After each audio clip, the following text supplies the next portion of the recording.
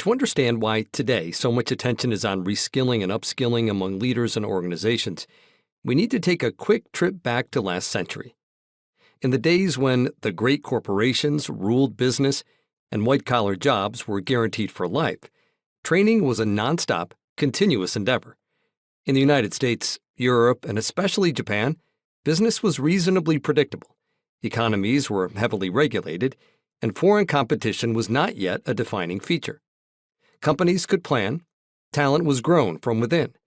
Companies had different cultures and strategies, and their leaders believed, perhaps wrongly, that outsiders could not fit in and be useful. New hires were virtually all at the entry level, right out of school. Other jobs were filled from within. In that environment, companies built all their talent in a manner that now seems remarkably top-down. They would set out a business plan for the next 10 years, figure out what their human capital needs would be to execute that plan, and set to work training employees to fit into it.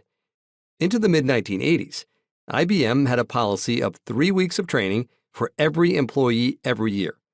The term retraining was never used. It was just training. This paradigm couldn't last. Deregulation and global competition created uncertainty that eroded the usefulness of long-term plans. The greater ease with which companies could divest operations to change their strategies and then acquire new businesses provided a rapid buy route to acquiring competencies that was much faster than the traditional build route.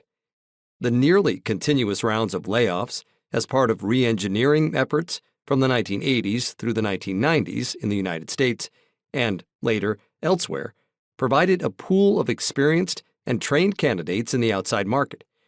Organizations realized these recently unemployed professionals could easily be plugged in to meet any new skill requirements. Swiftly, the notion of building talent gave way to the idea of buying it on a just-in-time basis. The extent of this shift was staggering. By some measures, U.S. corporations now fill only about 15% of their vacancies from within, as opposed to more than 90% in an earlier period.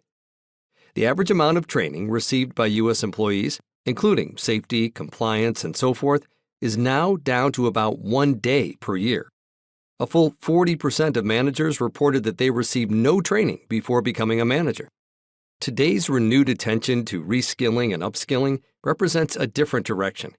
While it is certainly not a return to the old corporate model, it does represent a recognition of the limits of trying to buy talent from outside.